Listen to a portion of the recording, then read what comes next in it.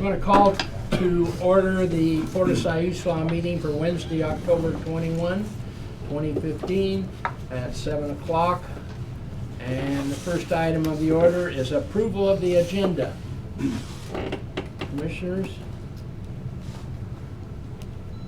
No change for me. Do they have anything else they want to add or subtract? Okay, we will consider the agenda approved. This time is the time for citizens to make their remarks to us. You will have 5 minutes, and per speaker, a minute, 15 minutes total. Do we have someone that would like to speak to us? We have 3 speakers tonight, and the first one is Lacey Sayer. Okay. Come on up.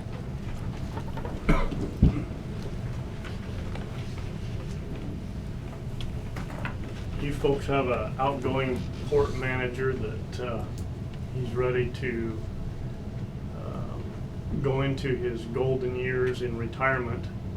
I'm wondering if there's any way that you can expedite that and allow him to move on and the port to move on with somebody that is excited about taking the position and have a new future for the Port of Siuslaw. Well, we're taking applications now, and that closes on the 30th, and shortly after that we'll probably have interviews. So to have him go before December 25th, I think is his last day, probably is not going to happen. But if he wishes to leave earlier, we might be happy to oblige him. He's on vacation currently, He's on vacation at the present time, and that extends for how long? till Monday, the 26th. And then he'll be back. Okay, thank you. Uh-huh. The second speaker is Bianca Demers.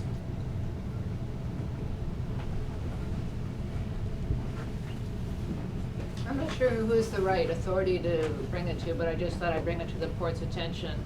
And being a regular person on the river, you know, fishing regularly, there appears to be, it's just my observation, there appears to be an abandoned vessel that's over at day mark number 29. So, you know, it's been there a long time. I don't see anybody on it. There's a, you know, a bow anchor, and there's a stern anchor, and you know, we do a little cruise by, and there's the awning down, and it's just been there for, you know, a month that I've noticed. You know, I don't go up to the Cushman area to fish very often, but we went up there today, and I just saw that it was still there in the same spot. So I just thought I'd bring it to your attention. Okay, thank you. The next person is Jeff Hale. You know, what I want to do is let you know that we're going to do some research in the next 30 days to bring the fee situation on launch fees versus parking fees versus all the vehicles that are parking on the street. Even today, they're parking on the street with open parking spots. So they're getting everything that you have with a almost empty park for free, when we could be charging, because trying to get the dollar figure out of the office of really how much money is brought in by the port from the Marine Board, which sort of lays out the fees. Meaning if you don't charge, you get more money. If you do charge, you get less money, up to a $5 figure. I'm going to do some research in the next 30 days to bring back to the next meeting, because Logan says he did all that research, and Fish and Wildlife has the research of all these vehicles that are parking on the street that are launching for free. So we're talking about money in the past, and where's the money come from? And we've got all these people sitting out here getting free services on your facilities, our facilities, when there might be a possibility of bringing in a little bit of extra money. But I don't know if you, as the commission, knows exactly how much money is being brought in for not charging a launch fee. I don't know that. But it might be something you guys want to check into, because I'm going to check into it Okay. in the next 30 days for the next meeting. Okay, thank you, Jeff. Anybody else? Is that it? That's it. Okay.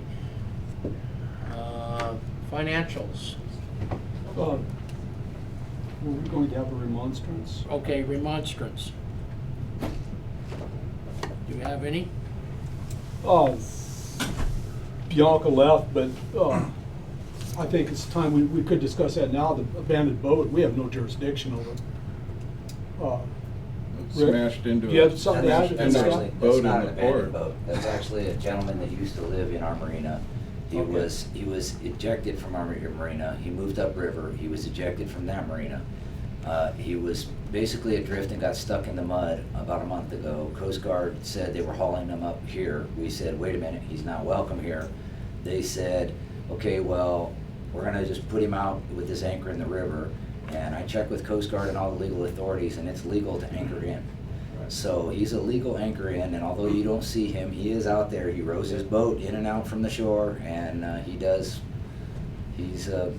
was my point. He's Rick, an odd thank guy, you, is that we can't say, well, you can't do that. No. We can't stop anybody from anchoring. as long as he's not waters. tied off to the marina and things like that, it's not a concern of ours. Do we have a responsibility as a marina to provide moorage, Joe? No.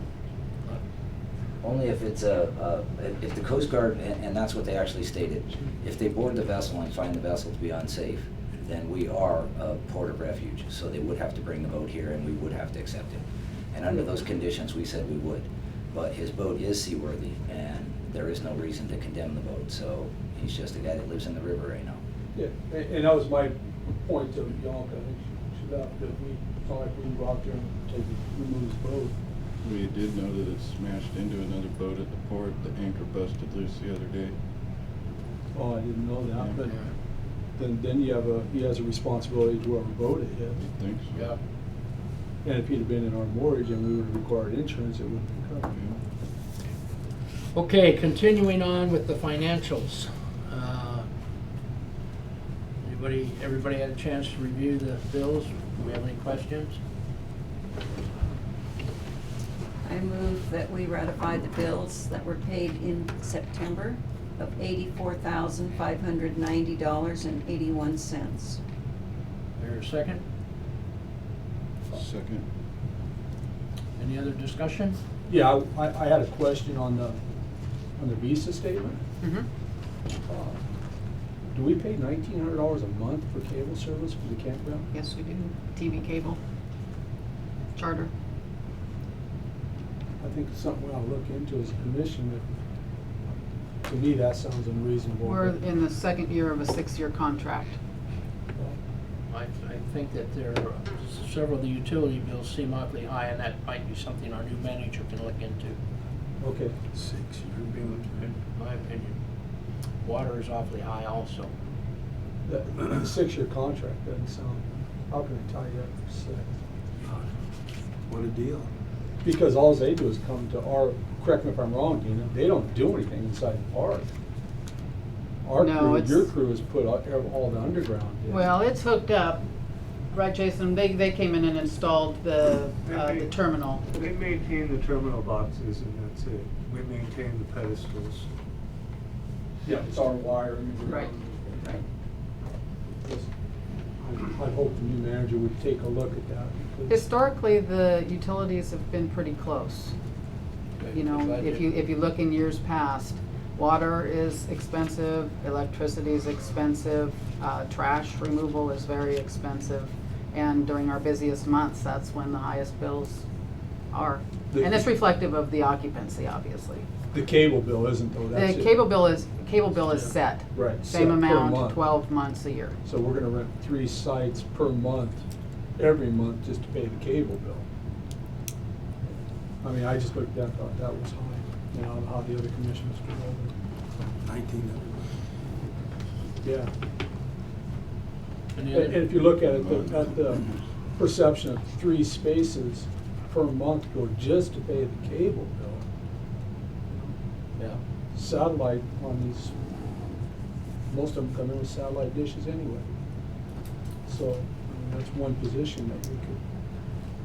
I'd like also to add a comment about the financials. I would like, I mean, the change is good, but I would like to have, if it's not a burden, to have the other information that we had. That was the, this year, last year comparisons. You want me to add the previous year comparison Yeah. report back in? Like it was, yeah. Okay. I don't remember what like it was. What does that mean, month to month or year to date? Because month to month doesn't do anything for me, year to date does.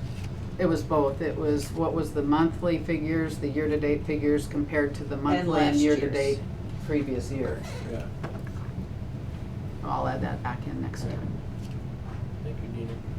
Any other discussion? All in favor of approving the financials?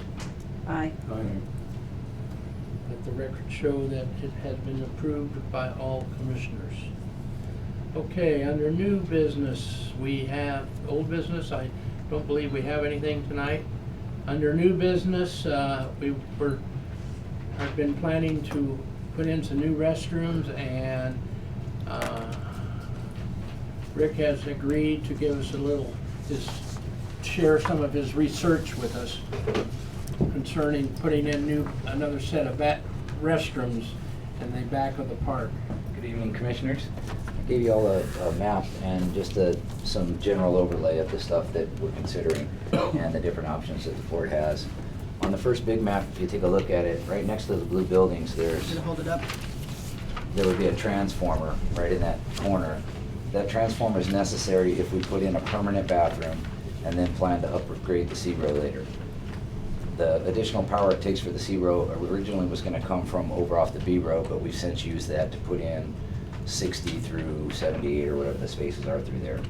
So from there, it's a $10,000 permit, and then it's 885 feet of pipe and plumbing and all that. So to do the C-row, it's about $50,000 on that. And you can see on those figures, the bathroom, if you'll turn to the first page is the Romtech building.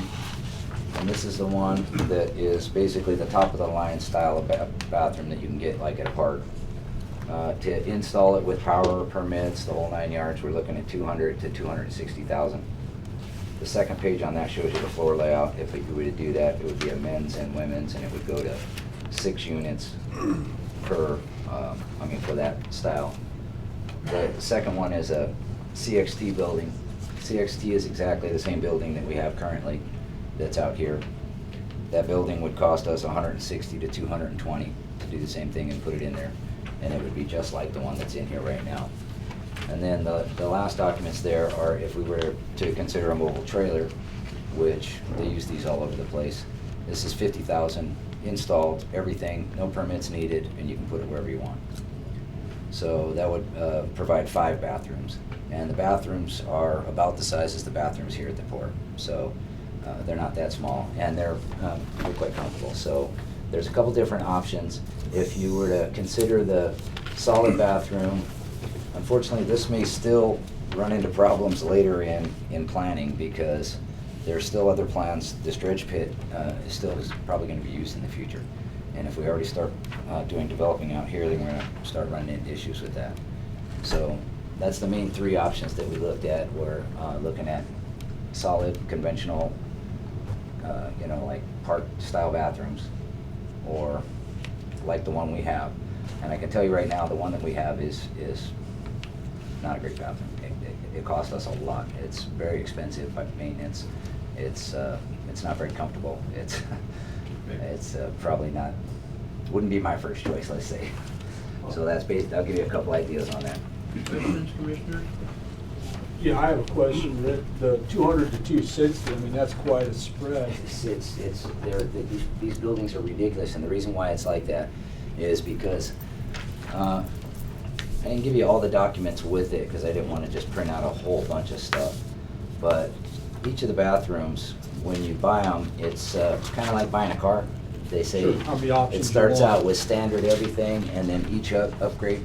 The one that we have right here cost $140,000 5 years ago. So just to get back to that, we're in the 180 range over here on that CXT building.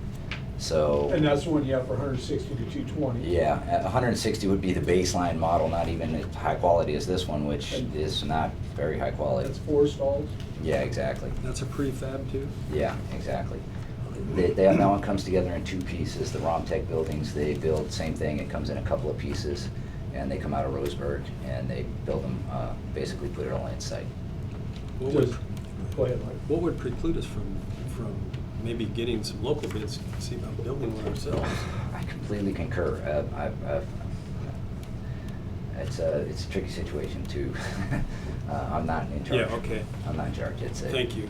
It's a tricky situation with that. But you could recommend it. It's not, I've actually looked into it.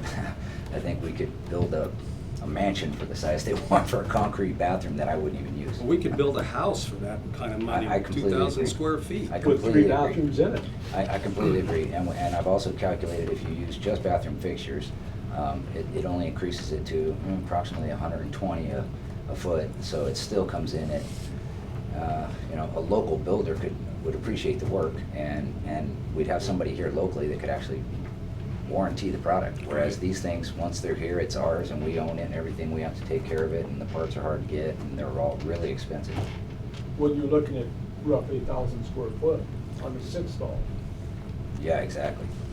I mean, right there, that's quite a saving. It's half price. Absolutely, a contractor could build it a lot cheaper. Well, it just seems like that's one of the reasons we're here. The port is to promote economic development locally. I think we I passed, And I I think agree. that. we passed a resolution, didn't we, Dina?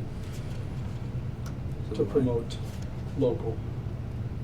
Well, however we go about doing it, I think we should investigate it for sure, as far as getting some bids and. And I was actually moving precluded from forward doing with that. bids on that, because I really thought that might be one of our better angles too. So, I could definitely get back with you on information about some local guys that, I actually proposed it to a couple of guys, and they would be happy to make the bids. Do you know, the permits, is that federal permits, or is that something that we have to get from is it city? It's from the city, City. and the city charges permits based on per fixture, per toilet, per light, per drain.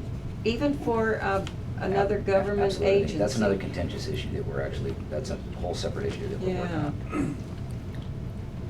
So, yeah, it's, they have a list of all the things that, when you start working on your permit, you add how many of these, how many of these, how many of these, how many of these, and then they add other architectural fees and development fees, and that's why the prices are precarious. I'd like to be able to give you an exact number, but you can't until you say what the other parties involved are gonna charge for permitting. So we do have to have a permit, that's what you're saying, Even from the if a city of contract- Even if a Florence. contractor builds it, From the city of Florence. that's right.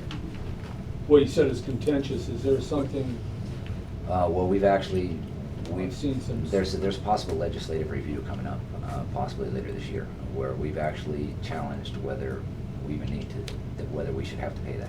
Whether we're under their jurisdiction, is that what you're referring to? Exactly. Whether or not, is it because of when we were organized?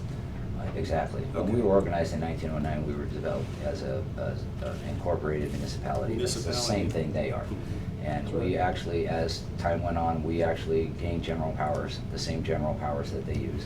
We also have police power, which is the same police power they use, that gives them the authority to charge us permits. Under legislative review, can you just briefly tell us what? Well, we're trying to get a hearing in Salem where we can actually present our case and why we think that we don't, that ports, and that doesn't apply to all ports. Only 9 ports were originally in the original 1909 legislation. Of those 9, only 7 currently exist. Who's So, following through with that? Well, we've been asked, I've been in contact with the governor's office, with legislators, with Caddy and Arnie. Caddy and Arnie, and they all know that it's coming through the pipes, and that I've made phone calls to a lot of people to ask them why and to show us the legislation that allows it, and so it is a gray area still. And in fact, SDAO had a big case recently up in Tillamook where they challenged the same thing, and they're asking for help in the follow-up on that. So And there hasn't been any it could decision change, made but there. probably not in the amount of time we're So gonna there make this hasn't been decision. resolved up there either? The court actually ruled that the city does have the right, but it was actually a victory for us and them. They said that the city does have the right to charge a fee, but only pertinent to direct administrative cost for the city, not based on a fictitious figure, which we kind of thought it was an arbitrary figure. So at least now it would be based on something that they could really say, this is why we're charging you a fee, not just a. Not because we have 3 toilets and 9 lights. Exactly. So that in itself could change, and we've worked out a completely different relationship with the local city in the last year. We've done a lot of repair. So that's stuff that could change. Correct me if I'm wrong, but when we put that bathroom in over there, we had to pour the slab and hire the plumber for it. It was That did ridiculously not expensive include- because the same thing, it kind of seemed like it came all to order, but just like I was telling you why I can't give you an exact figure is because they say it's gonna come with this, and then they say, well, wait, you gotta have this first, and then we have to do it, and out there, they could even ask for a survey out there, because now we're basically out in dredge spoil areas, so that's a precarious area out there to ask to put a building in. So I'm not even sure myself that I agree that's the best place. There are other places where we would be able to breeze right through a permit. That particular place is part of a DMD site, which is a state-certified dredge spoil disposal site. So to make changes on that is not in our best interest. You could not make changes on the DMV side? We can, but I'm just saying, I don't think long-term it's in our best interest. But I'm not saying that the bathroom can't go somewhere else. Just the proposed location right now on the map that I was told to provide is not the place where I think that it should be. I would put it maybe somewhere near the gazebo, somewhere in a place that doesn't, somewhere a little more centrally located that doesn't take from a place that we could probably create revenue from. Or have commercial storage or things like that. Boat trailers. Well, there's also talk of maybe taking down the blue storage buildings in years ahead. Exactly. You know, So there's that's a an lot of option stuff in the in that plans, space. and all of them would change. The blue building thing that we've discussed, if the blue building thing were to start to become real, then the bathroom's in the wrong place. Because then the transformer's right in the way, and it would have to be moved, and then we'd pay another $5,000 to move that transformer to where it really needs to be, where if we did more of a short-term kind of fix until we could come up with a plan to do a better development. And maybe if we, had different climate. I don't know. Well, it helps to get some numbers and some thoughts on this, because that money is out of reach right now for that project, and we'd like to get something going. Just this meeting alone has just about cut that cost in half, just talking about it. Yeah. So it sounds like we need to make some kind of a plan as far as where do we really want it. Well, who's in charge of making those decisions about getting the bids? We are. Just direct Well, it's a somebody to capital do it. project, so the board is, Well, the board's the one that directs. We'll just Right. tell them what we want, or tell whoever, tell the port manager, that's what we want to do, go out for bids. And get a bid if that's what we want to do now, or come back and talk about the blue buildings if we're talking about leaving it in that area and having to move the transformer later, if indeed the blue buildings were to come down sometime in the reasonably near future. We could take the blue buildings down by resolution, couldn't we? Well, we'd probably still want to hash it out a little bit and get some kind of a presentation that gives us the pros and cons and some costs and et cetera, because you et have cetera. customers out there, so. And I have a lot of that analysis too. So I'm up to putting the restroom job up for bid. Me too. Until we put it up for bid, we don't even know if it's too far out there. They may come in and say, no, it's gonna be $200,000. We don't know that.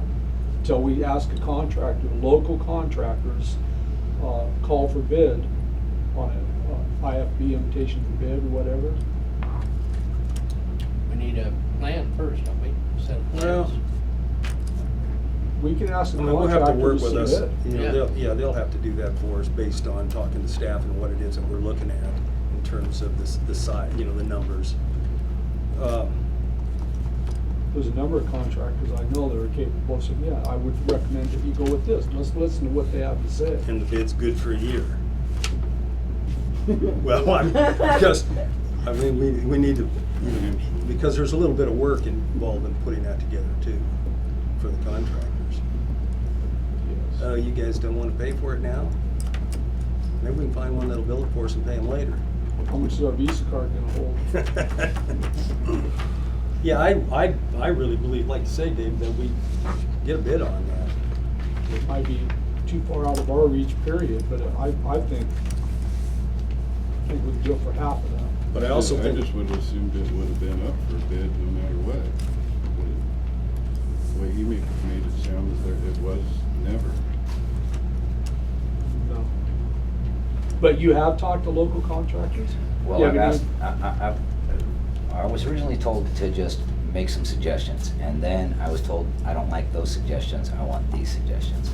So I gave you what I was told to make the suggestions. Do you have any I more information you could offer to us? Well, I would suggest a different location. In fact, there's a couple of different locations. I would also suggest, suggest just asking local contractors. We have no idea what it would cost, and I would more likely use a built bathroom by a contractor than one of these anyway. So I can't see spending that kind of money for something that is, as far as I'm concerned, it's a prison bathroom. It's all cement, the water just pours down the wall because it's wet all the time, it's cold, it's extremely expensive to keep the water warm. But how do you have something that also stands up to a lot of sometimes abusive public? You Well, can't go with a stick-built restaurant.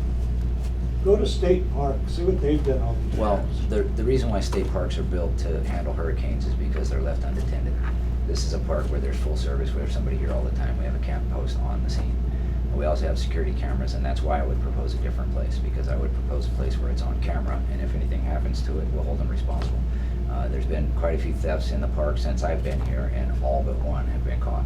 So we can't stop thieves, and that's not something we really worry about. But also, just like somebody can vandalize a building that's left unattended, somebody could vandalize a house and my house and all that, and it doesn't happen. So it's a good point. They build them heavy duty like that, but that's because they sit out on the coast with nobody that comes by except for once a week and be a garbage can. Well, That's not true. I think it's my opinion that they're built that way for easy cleanliness. They aren't gonna rot out in 10 or 15 years, they're gonna last forever. Going with a hose, you can hose them out. I think you're stuck with concrete mason. As much as you don't, and I know they sweat, they smell, but no, if they're maintained properly, they don't. So, I guess another question I have is, then this would become just a public restroom? That's what I think. Yes. Be open, no doors. There's some remodeling that we have discussed doing to it, to prevent the coated doors and the locking the deadbolts. There was some suggestions that Rick had about maybe even taking out a in-between wall and eliminating the showers and putting in a couple more toilets and stalls, so it is more of a public restroom with toilets and sinks. Not a hotel room. Right. We could double the capacity on this bathroom, leave it open all the time, nobody would camp in it. The only reason they camp in is because they can go in there and lock the door. And if we just leave it open just like other bathrooms are, a cinder block wall that makes it so that you can come in around the side, men on this side, women on this side, we could make double what it is right now with small modifications. The public would love it. We'd have a lot more available here to the public, and we'd stop the problems that we have with the homeless basically camping out in them overnight. For now, though, we need the showers for That's right. until we get the other restroom built. We would Right. Correct. Thank you. Uh-huh. Thanks, Rick. Before we go too far on this project, we need to look at the financials to see if we have the money to fund it. We don't. But if we don't know how much it's gonna cost, how far do we need to look? Yeah. I think we'll let Rick keep doing some research on it. And I go to the state parks all the time. They have block buildings that are built very strongly. They have separate showers that access from the outside, 3 separate stalls, handicap one in the middle, and so you don't have to take a shower in the same bathroom that everybody's coming in using, walking through all the time. So it has some good features. Just to look at the state park ones, I think is a good idea. I would like to say in the back of the strategic business plan, there is, I don't have it right in front of me, but there is a section that talks about capital maintenance and capital projects. And on that page, there is a list of many state agencies of funding sources. So that is something that we can look into, grant funding Right, in some of those state agencies. yeah. I've been looking into some of them myself. Okay, any other discussion on the bathrooms? Is that something that Rick would work on in his present position? Sure. He's the project coordinator What was the question? that you would work on. Yeah, I can definitely bring you Okay. some information on that. Okay. Moving on to reports. One thing that's on everybody's minds is we're getting applications. Dina, do we have a number of applications that we We got have yet? 6 applications, actually 7. Seven? Okay. And the applications close when? October 30th. Okay.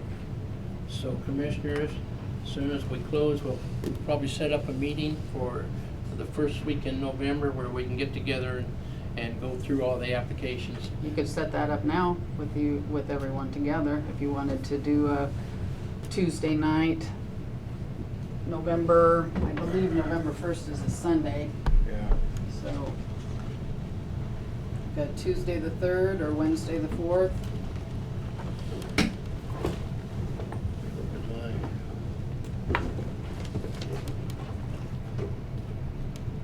I can't do it on Tuesday, but I can do it on Wednesday the 4th.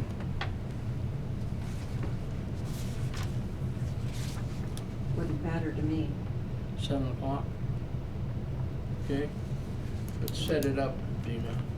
Wednesday, 4th. So Tuesday or? It's a Wednesday. Would that give you enough time to notify, say if we have 10 applicants, are we gonna try to Well, what we narrow it would do down? is I would get you copies of all the applicants. I scan them and email them to you so you would have time over the weekend to review them. Okay. Then we would get together and you would probably develop a short list. Yeah. You know, take Of the 5. ones that you feel are the most qualified, 3 or 4 or 5, depending on how many applications we end up with. And then we would notify those on the short list that they would be the ones we are going to interview. Yeah. Okay. So that's set up,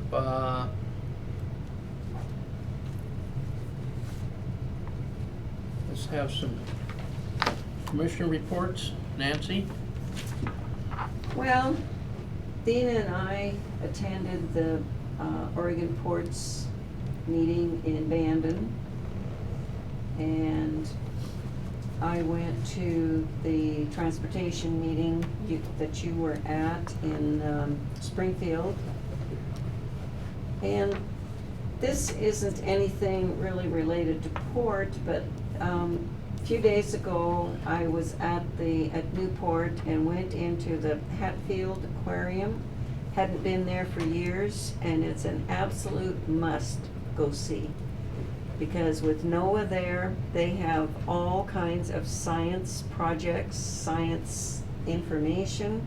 So this is the Marine Science Center. The free The one. Hatfield, yeah, the Marine Hatfield. Science Center, okay. Yes, it's so much different than when I'd been there, because I've been there a lot of times, but this time I was so impressed and they've got 3 baby skates just hatched that hadn't even eaten their first meal.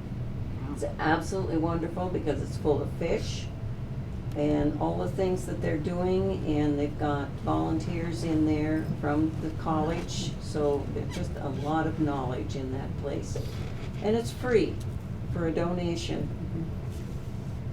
And I really recommend it to take kids there. And that's it. Okay. Anything, Michael? David? I had a chance to visit the Port of Ilwaco last week from the ocean side, and I just want to comment that if anybody ever says they don't want to come into the Port of Siuslaw because the distance from the ocean to the port, I dare them to go into the Port of Ilwaco because it's a trek. Yeah. You have to first cross the Columbia River Bar and navigate the big ships. Then you got to find 2 little beacon lights, and then travel about 3 miles up a channel that looks like the North Fork of the Siuslaw, and I'm not joking. Yeah. After I hit ground twice, I decided that, we just got to slow down, and I had a captain with me guiding me up the channel, the new boat owner. So the next time someone says they don't want to come in here because it's 5 miles from the ocean, tell them to go to Ilwaco. Yeah, It's horrible. yeah, I've gone salmon fishing out of there. Yeah, it is a nightmare. Well, and the guy that I had with me, he normally operates a 90-foot vessel that's docked 90 foot. Wow. I draw 4 foot of water, he draws probably 11 foot of water. Of course, he doesn't go in on low tide, but anyway, that's my report. Okay. Like Nancy said, I attended the Lane Act, the Area Council on Transportation meeting in Springfield. At that meeting, they were reviewing 9 different projects. The city of Florence had one, and it was for improvements to Highway 101. Springfield had a couple. There was City of Eugene had 2, Lane Transit had 1, and then several of the smaller towns around the area had projects, and they were all vying for $10 million of total.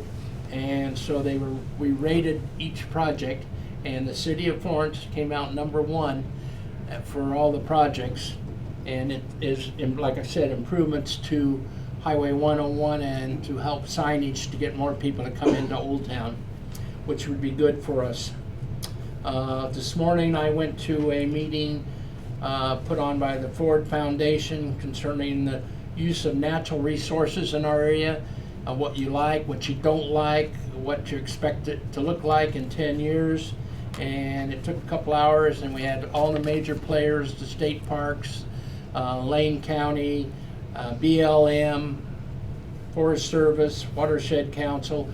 I think there was about 20 of us all having to do with natural resources. It was very interesting, some of the things we came up with, and that will all come together in January or March when they have a plan set up to help our area in it with future growth.